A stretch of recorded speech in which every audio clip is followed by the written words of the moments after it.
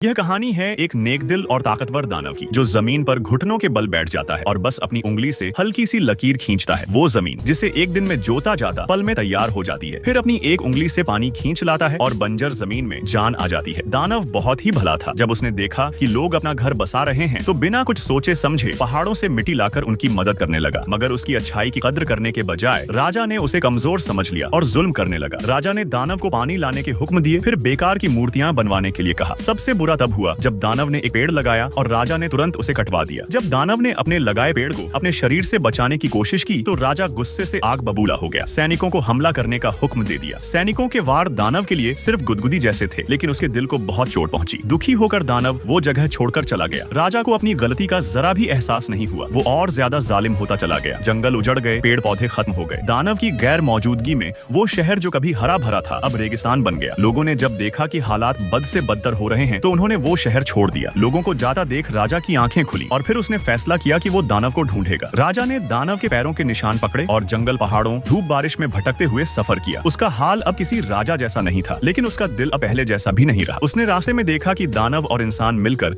एक नई दुनिया बसा रहे हैं, प्यार, इज्जत और भाईचारे के साथ। आखिरकार 49 दिन की लंबी तलाश के बाद राजा ने दानव को ढूंढ लिया, लेकिन दानव ने उसे पहचानने से इनकार कर दिया। जैसे ही राजा ने अपना ताज दिखाया, दानव को सब याद आ गया। वो जुल्म, वो धोखा, गुस्से से उसका चेहरा लाल हो गया। राजा मायूस हो गया। तभी उसकी नजर नीचे एक उछली हुई फूल पर पड़ी। उसे अपनी गलती का एहसास हुआ और वो फूल को बहुत प्यार से उठाकर संवारने लगा। ये देख दानव का दिल पिघल गया। उसे लगा कि अब राजा बदल चुका है। सारे गिले शिकवे हवा हो गए। दानव ने उसे माफ कर दिया और दोनों साथ लौट आए। इस बार साथ में मेहनत करके उन्होंने फिर से एक खूबसूरत और जिंदा शहर बसाया, जहाँ हर पेड़, हर इंसान और हर दिल मुस्कुराता था। और वीडियो देखने के लिए हमारे चैनल को सब्सक्राइब करना न भूलें। धन्यवाद।